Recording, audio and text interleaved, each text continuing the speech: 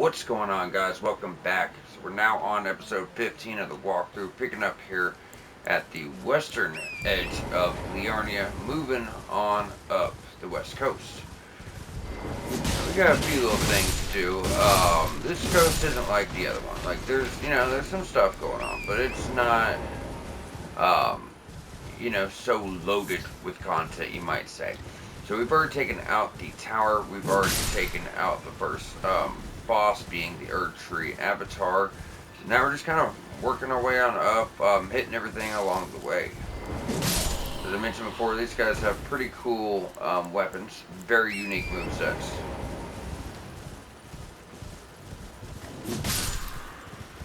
And get him. Now we're just going to follow it around to the left. So, see those statues as always. That's pointing us towards a catacomb. On the way down, there's going to be a scarab with a really nice Asher board. It's not any fancy elemental AoEs, but what it is, it's called Sword Dance. And it'll swoop your weapon around twice, and then it has another follow-up attack, and it goes really well on halberds, spears, swords, all types of stuff. I would like to show it off because it is quite nice. Now, this is probably one of the shortest catacombs in the game. It's definitely a decent one. It's got strength weapons. It also has summons, of course, just some random stuff besides that. We're going down.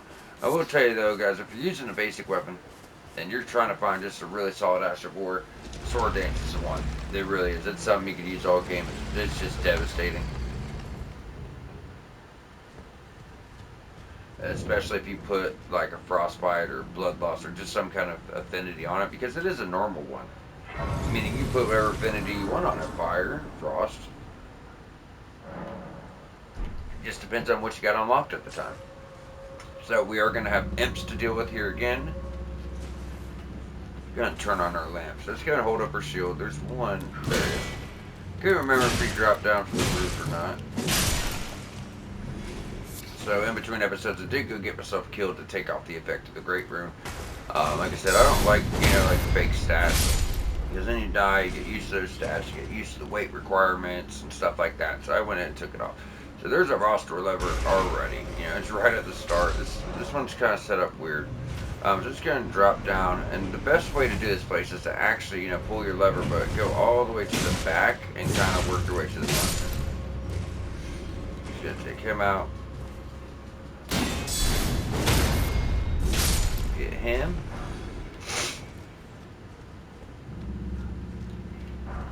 And see, upgrade pickups and just, crafting, consumables, stuff like that.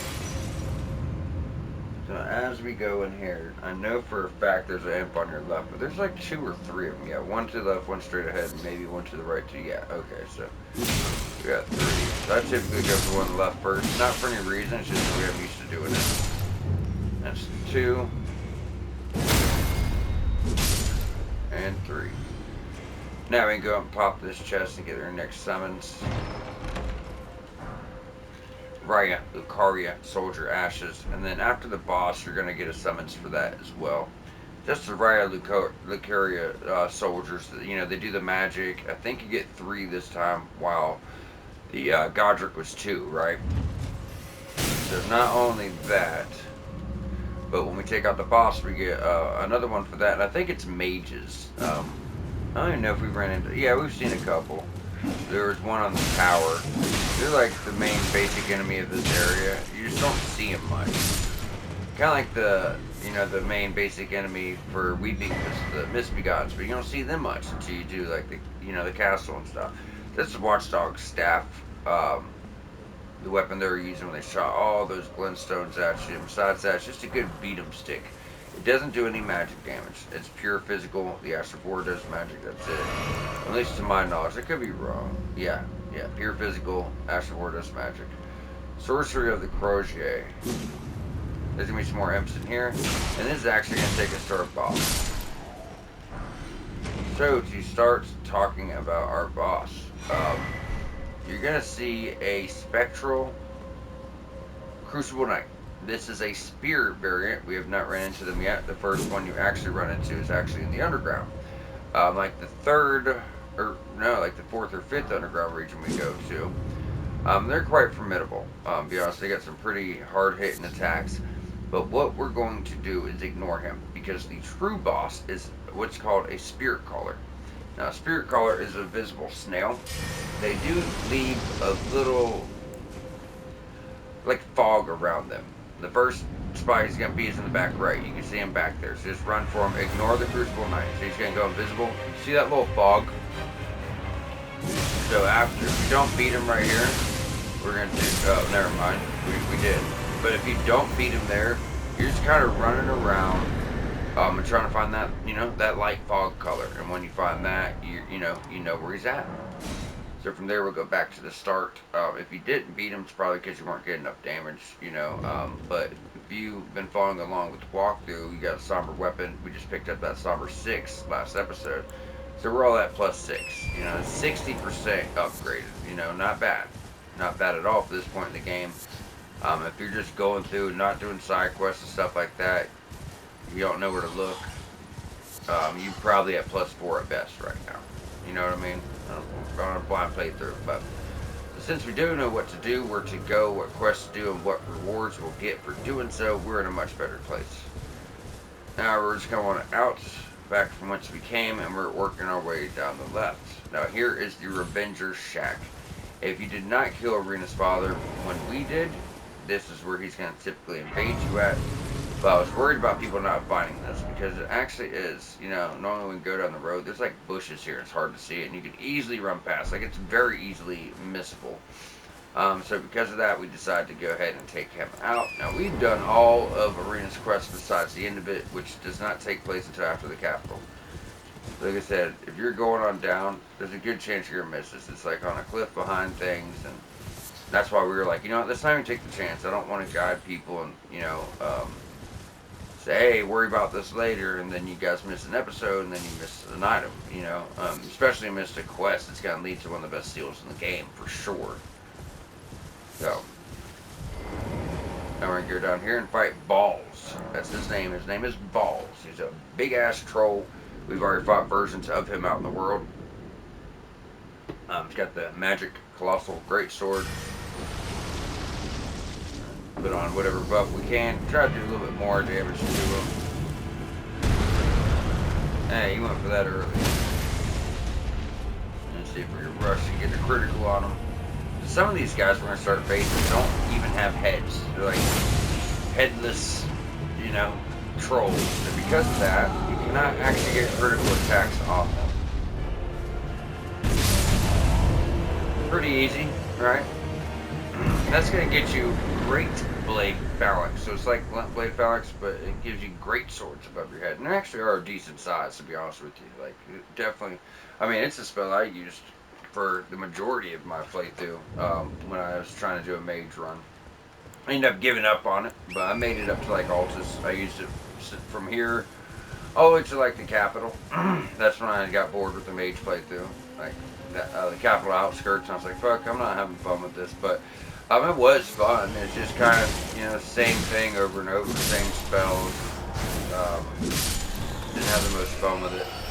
But while I did do that build, that was like my go-to. You cast that at the beginning of a fight.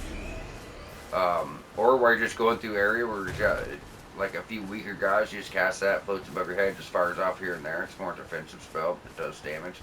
And it's just kind of bop off guys as they run around. They're just getting a lot of damage.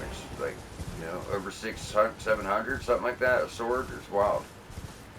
You're talking about a plus 10 staff, right? Over 60 intelligence, so. Now we have made it up to the foot of the 4 belfries. Before we go on up, you can actually go down here. It's not anything crazy, just little pickups. We don't want to, miss any items here, that's all. We have a bunch of lobster bros.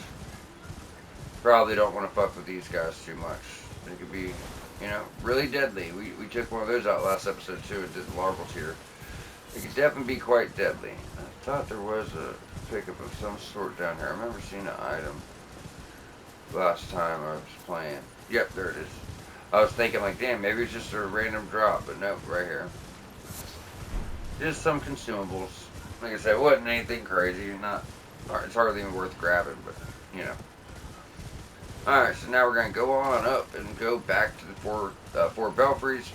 Work our way up the hill. There are gonna be some magic trolls here. We're just gonna run past them. You can fight them. You can farm them for that magic greatsword, that colossal sword they have.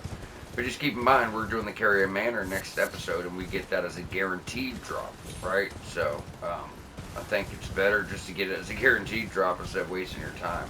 These guys aren't worth much. They're worth a little bit more than they were in Limgrave, that's for sure, but they're not worth much. And we might have to find something else to do this episode. We're only 10 minutes in. And we got the four belfries. We got a little camp. And then a ruin. And that's it. That's all that's on this side. So we might have to, find something to fill our time up. And these are called the four belfries, or four towers. Only 3 of them do something, though. So 3 of these towers have transporters that are going to send you to late game areas, for the most part.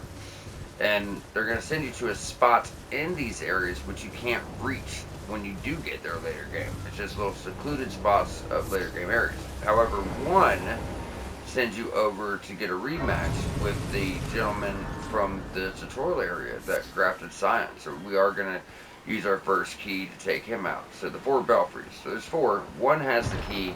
3 has transport towers. But you're not going to get the other 2 keys. These are imbued stone sword keys. They are stone sword keys imbued with magic. There are only 3 in the world. 1 is here.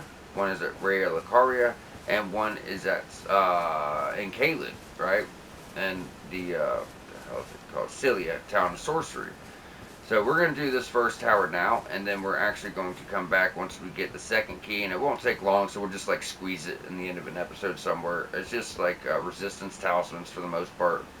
2 of them are 2 different talismans for resistances or damage reduction of some kind. And what you're looking for, go to the note, Precipice of Anticipation. So as you go down, it should be your first tower on the left. The thing about this one is you do get a dex weapon and you get a great shield. Very nice looking great shield. Very good great shield.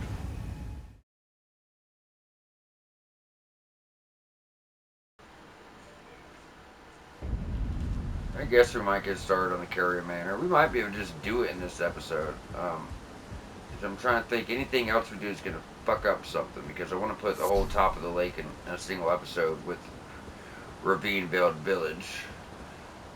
So this guy's not going to be the fight he was, by any means. He's not going to be the fight he was. And he's still going to be a fight. He can still damage you. He can still be a pain in the ass.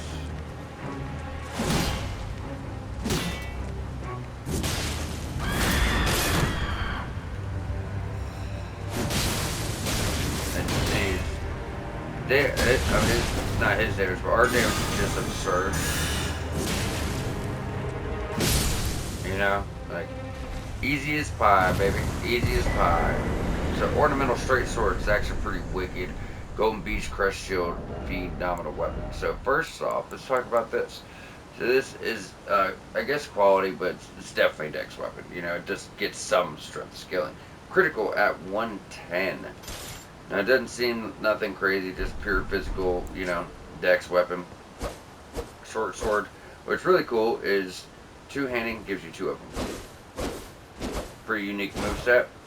Now, holding a heavy attack just does your regular heavy of a short sword. However, you can buff this. Now, instead of getting just physical, you are also adding 100 to holy damage. Now, when I hit R2, and you can hold it. And, it's pretty fucking dope. Could you imagine if that blood loss, like, pop, pop, pop, pop, proc, you know what I'm saying? Like, that'd be wild. That'd be some wild shit. And then, obviously, the shield is worth a mention for sure. 24 strength. Look at this thing. It's fully protecting you. It's a beautiful shield. I think the guard boost is insane as well. It's 60 unupgraded. You gotta remember, guard boost actually goes up as you upgrade it. Shields get improved just like weapons do.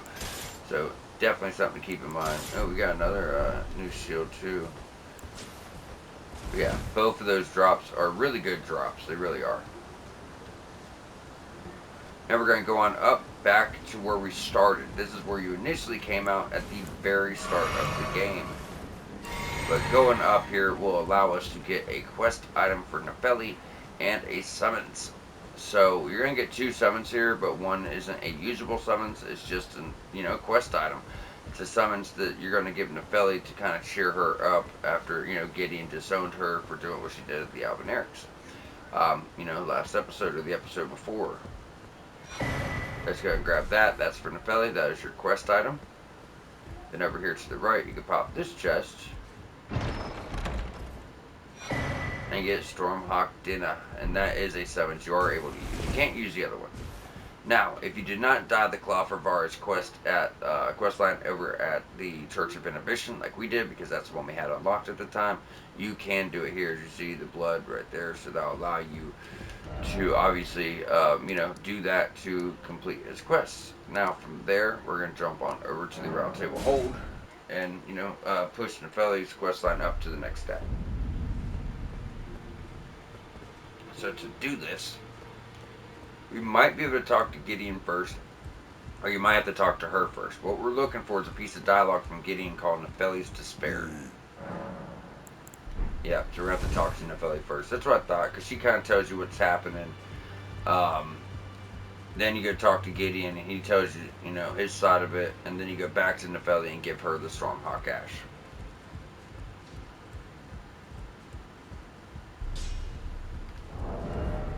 Damn, we're already getting over 100 in scaling. Very low dexterity as well. It's because we're at +6. Ah, you, please. Leave me be. It's pathetic, I know, but I need to think.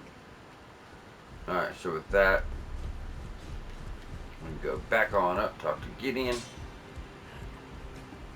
Remember, if you want to upgrade your spirit summons, do it with her. I typically won't do that until I get one I really want to keep. I mean, I should, dabble in it and have fun. Try out new things. There's just a few that stick out for me.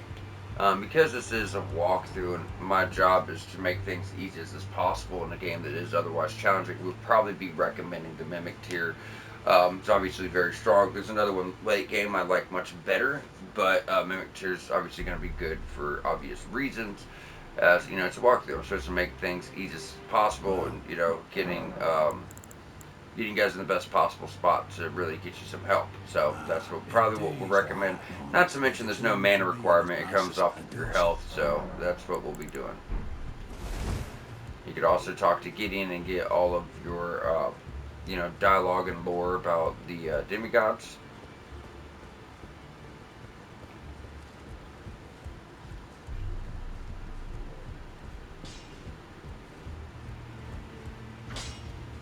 Now we'll go back down here, talk to her, and give her the Stormhawk Ashes. Ah, please. It's pathetic. She's obviously going to repeat herself. I heard from Gideon. Right. For indulging my father, I would have done anything, and yet I betrayed him.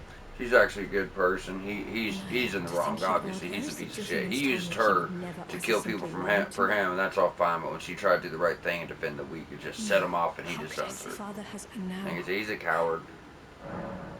Very, very annoying fight at the end of the game. Very annoying fight at the end of the game. I don't feel still. It reminds me, thank you. In this act, it reminds me. Alright, so we got all of her dialogue. Now we can go ahead and jump over to Fort Height West and kind of go ahead and visit Kenneth Height as these quests do connect. And this is, just the best time to go here. So we cleared this fort for him. Now it's already overrun with demi-humans again. Well, it wasn't overrun with demi-humans before. It was overrun by bloodthirsty knight and his crew. But now the demi-humans have taken it over. And he was supposed to knight us, if you remember. But he can't. So, that does, we've brought Nefeli's questline all the way up. This will bring Kenneth Height's questline all the way up. Then there'll be nothing else to do with this until we actually get our main weapon. So that boss killing him is going to trigger this quest to come to an end for Nefeli, Kenneth Height, and Gustok. Like I said, they're all connected. So Gustok, stole your ruins at Stormville when he died if you took the side path. You can kill them, but you're going to fuck up 3 quest lines. Now, these 3 quest lines don't really matter. There's no trophies. You do not need this to get your platinum. But it does get you a final Ancient Dragon Smithing Stone, which is how you get your weapons all the way up to +5 for basic weapons. The final upgrade map for that. So, you know, it's still worth doing. I suppose one must have true and times that I haven't the great care now for a true. He wants a true and stalwart lord. So now that's going to push his quest up where it needs to be. And we can jump back to Foot of the 4 Belfries. Go pick up a really weird shield that's pretty badass. So there's been a few great shield options. Not the most. Actually, no, we're starting to get a few at this point, aren't we? Let's see. Yeah, we got this. That was a random drop. That's guaranteed. That's guaranteed. That's guaranteed. All that came from Stormville. That came from Stormville. That was from the 4 Belfries, and we got that as a random drop from the Catacombs on the East Coast. This one is nice because it gives you boost defenses to death. Keeping death and death at bay. Or, you know, death and death, which is really rare when an enemy has that. And obviously Tower Manor Shield, Golden Beast Crush Shield, and Wooden Great Shield. But this is going to give us like more of a round Great Shield. So with Great Shield's attacks kind of just bounce off, which is cool. It kind of staggers the enemies for a second. It's actually going to be, hey buddy, under the cart. The Jellyfish Shield actually goes really well with like a magic style build. Don't have the requirements. They're 20 strength for this. But the Ash 4 like kind of squirts you with like that red shit coming from the jellyfish, and it boosts your damage by 20%. I'll let you guys know now, this camp's a little annoying. There's so many guys here, it's crazy. Still ain't got his armor drop yet. There's going to be mages on the top right that's kind of just like spamming spells at you. A big knight, couple soldiers, and a, as you see him there, mushroom head or pumpkin head, whatever his name is. So we're going up, grab your consumables out of this.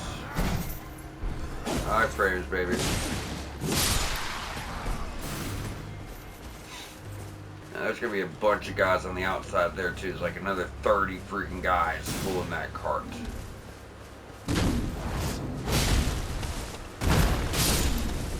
Give me your helm. Nope. He'll always drop a Sanctuary Stone. The helm's a rare drop. It does, you know, make attacks bounce off though. It's pretty cool. It's just really heavy. I wore it one of my first playthroughs. I actually really liked it a lot. Two people I really liked it.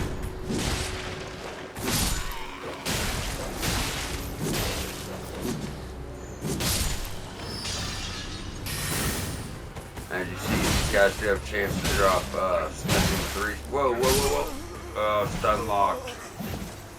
I love how you get stun locked knowing you have full ass stamina. That shit does not make any sense. You have full stamina bar. Why are you stun locked? That's just not how it works. You know, you only get staggered and stun locked when you're out of stamina. But apparently they don't care. That's, I don't even think I've ever even died here before. I just wasn't watching that health. I should have been. So there's a lot of guys here, y'all. There's a lot of guys here. I guess it gives me more of a chance to get this armor to drop. It's one of my favorite basic armors.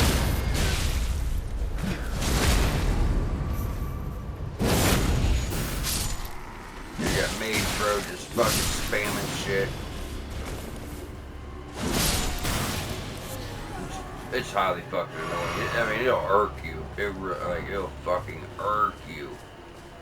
He just don't stop. He just keeps going and going and going. Look at that. And he's such a pussy too. You get up there, you smack him once he's dead. Like, dude, you're wasting my fucking time for real. See, his helm protected him.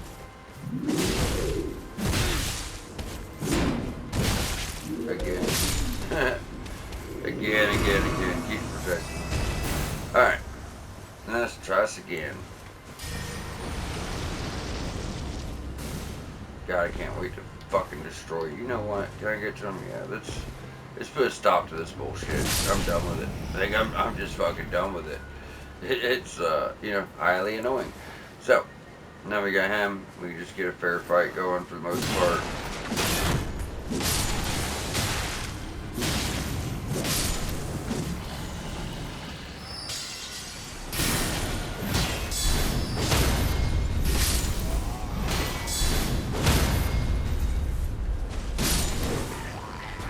There's the big boy. He's the only real threat. It's just like there's so many guys on here, you know? So much going on. Drop your armor. Alright, we got the shield. I was thinking in the back of my head too, I'm like, watch him drop that shield. It's like a really rare drop too. Get your 4. There's nothing else really going on here. We've got the camp cleared. We're good to go.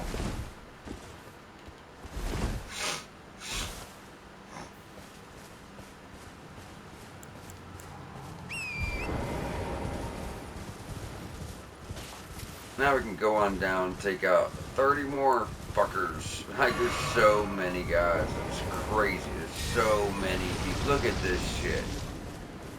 All these guys protecting a short sword is wild.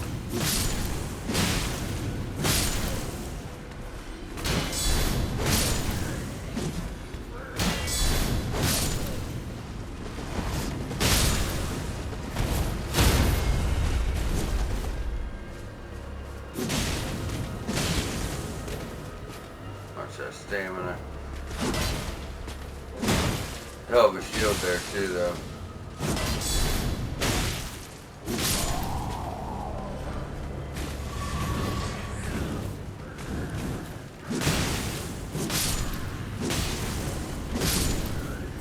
Come on, buddy. Thank you. Armor. Damn it, I want that armor. Really not much to say right now, y'all. We're just, you know, kind of just clearing out 1,000 dudes, that's all. Alright. These guys are kind of slowly working their way down to the water, so we want to, you know, get on them. I don't know if the cart disappears, but usually I have seen them disappear before. It's just really rare. Now, like I mentioned, to stop the cart, you don't. All you gotta do is that. You don't have to actually. Damn, one charge heavy. Shit. You don't have to actually kill them. You just smack them one time, and then you know that will deal with it.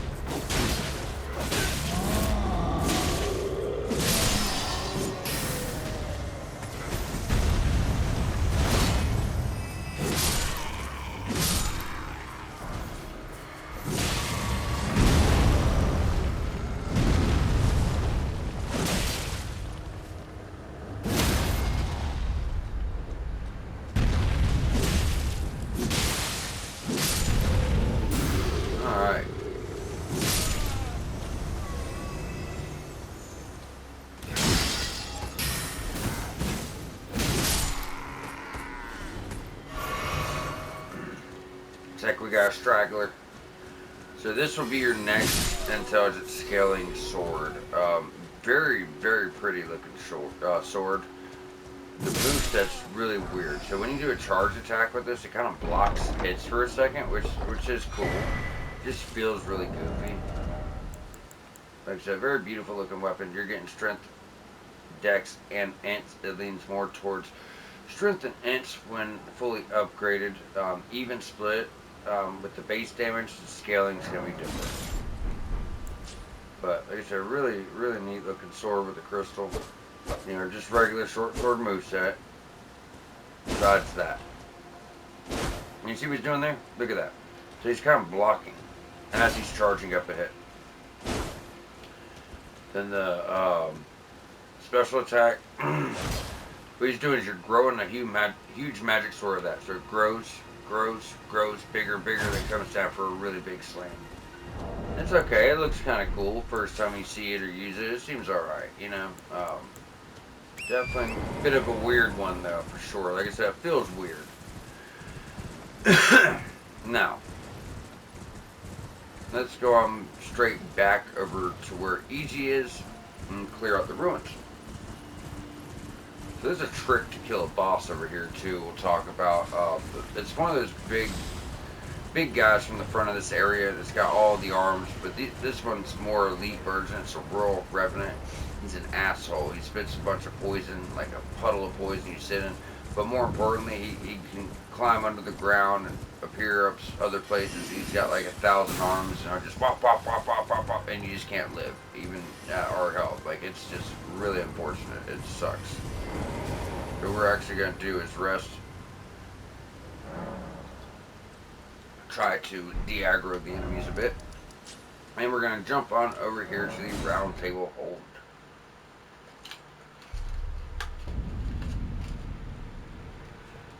Now we're here.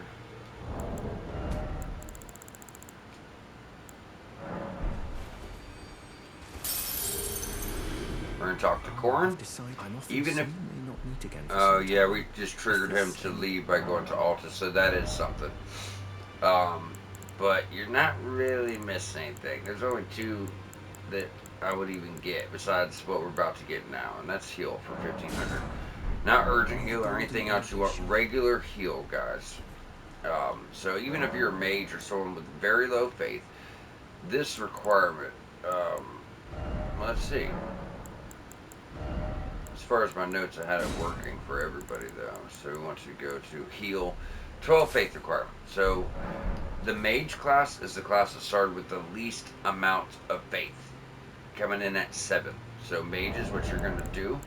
Is you're going to come over here and put on the 2-finger heirloom talisman, raises faith by 5. That's going to put you up to 12 faith, the exact amount you need to use this spell. And this spell is going to do a lot of damage. I know that sounds stupid to you right now, but I assure you it's worth your time. So this guy is considered to be undead. He's a very obnoxious fight. He can kill you very easily. It's very hard for you to actually kill him. So because of that, let's go and grab a level.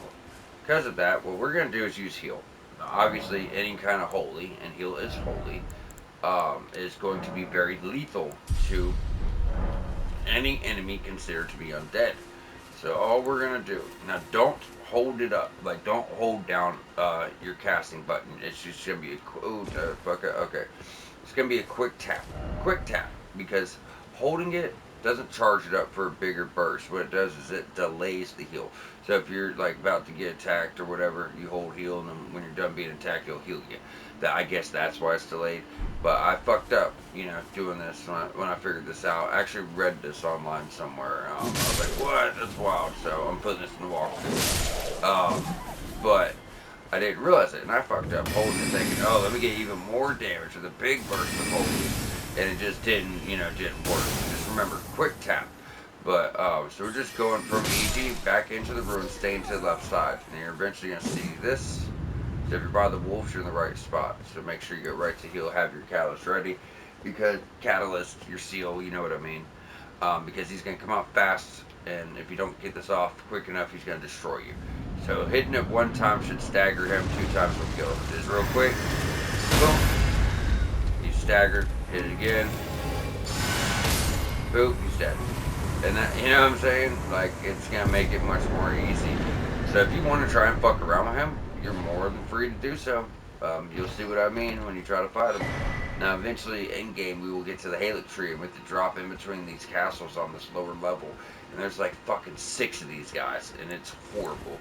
And by then, I'm like, oh, I'm level, plus 10 somber weapon, fucking level 180. These guys aren't shit, and they'll still fuck you up. So I had literally had to switch back to this tactic just to deal with them. I mean, like 6 of these guys, I mean, 1's a challenge, you know what I mean?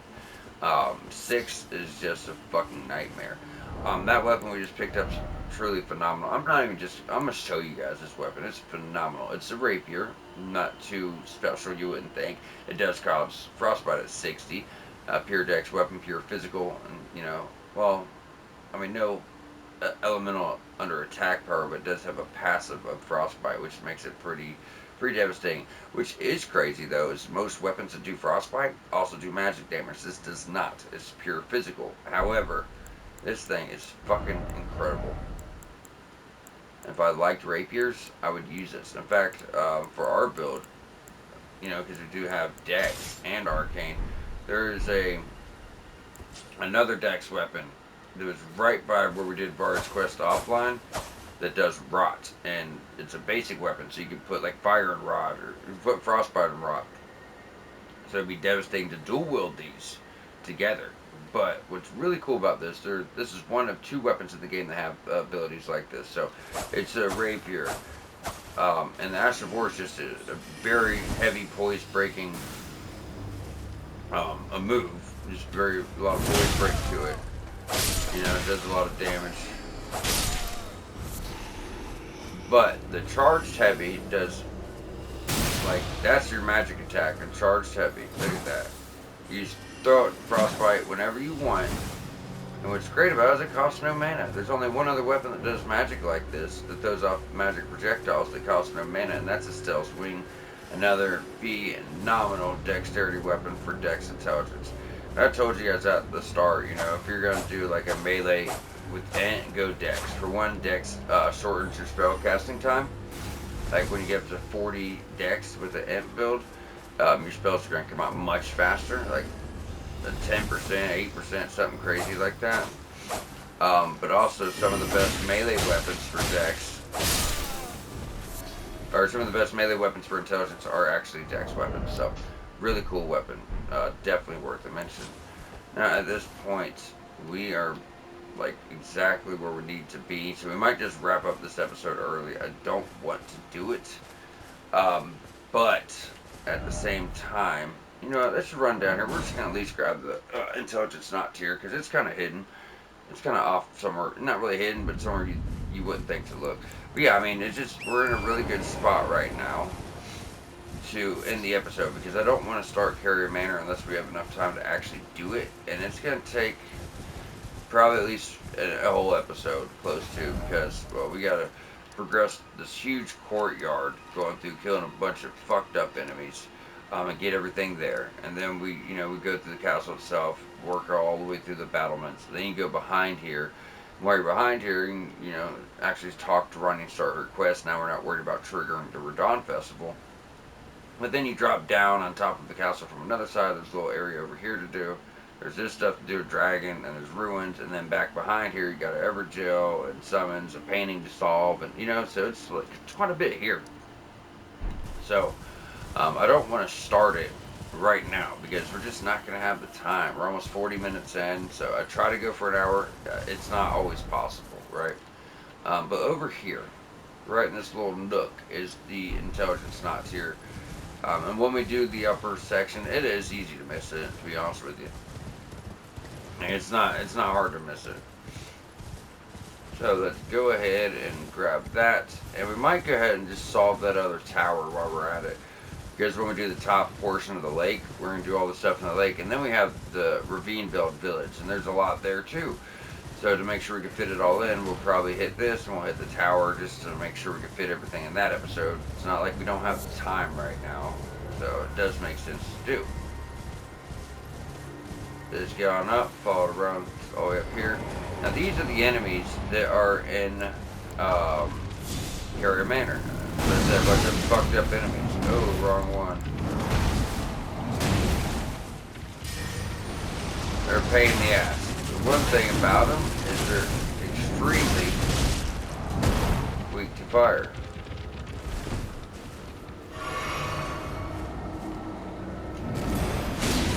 As you see, they're just like rolling around. He's bugged, he can't do nothing. He drops like a Somber 2. Every time you kill the big hand, it's pretty much guaranteed to get a Somber 2. The little ones have a chance to drop Somber 2s.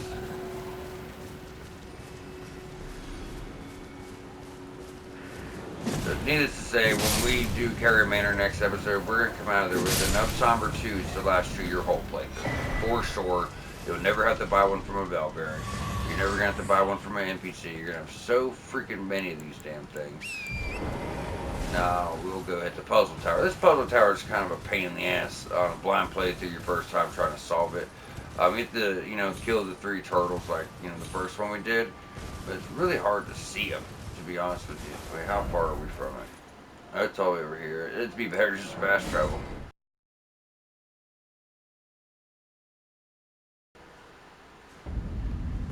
Alright, so like I said, it's going to be easier to get to it from here. It's much closer. So we're going out to this little island over here.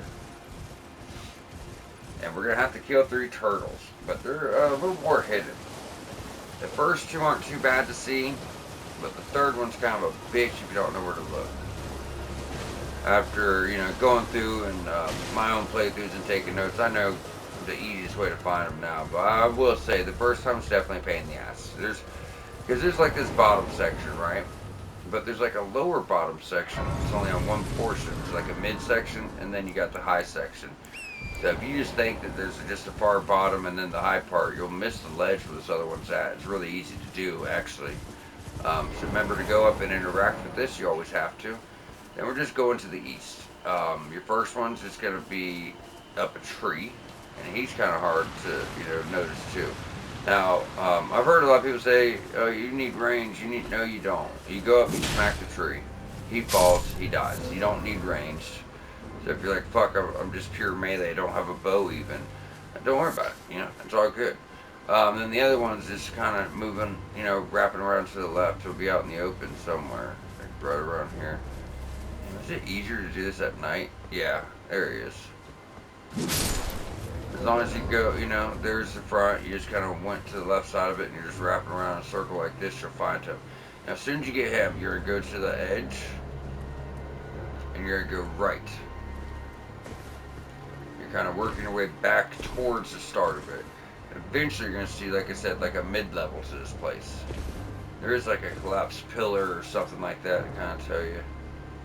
No, it's up a little further. Yeah, there's a collapsed pillar, so it should be on the other side of that.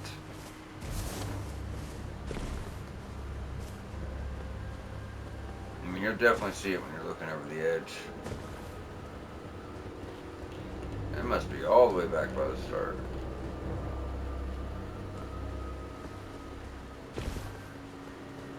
This is the best way I know to find them.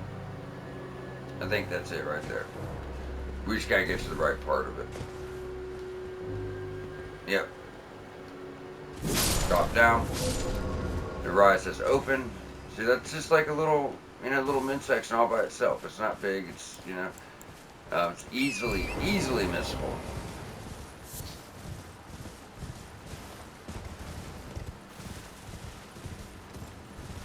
And now with that, we can go ahead and get on in the tower. And I'm pretty sure this will be our 6th spell slot. 4th memory stone.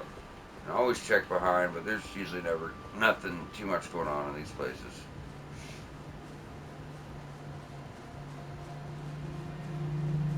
So as always, we're going all the way up.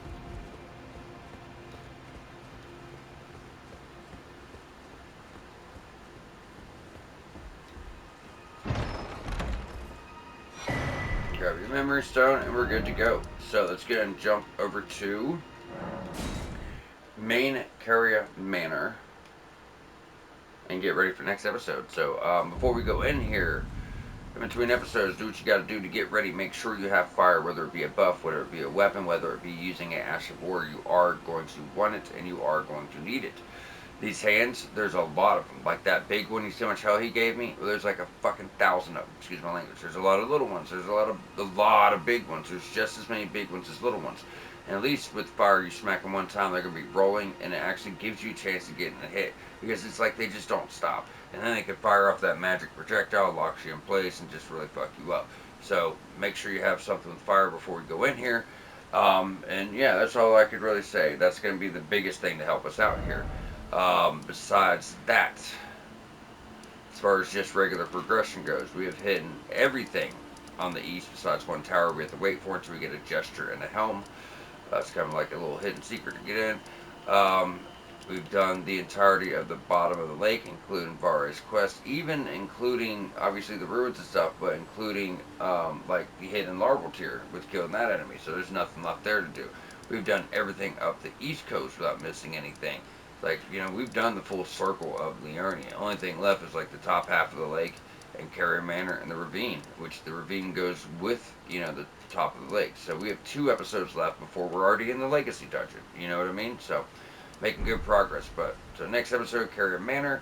Episode after that, the top part of the lake, and get everything ready for our Legacy Dungeon. So we are going to wrap up here, get y'all's fire ready, and we'll see you back here next episode.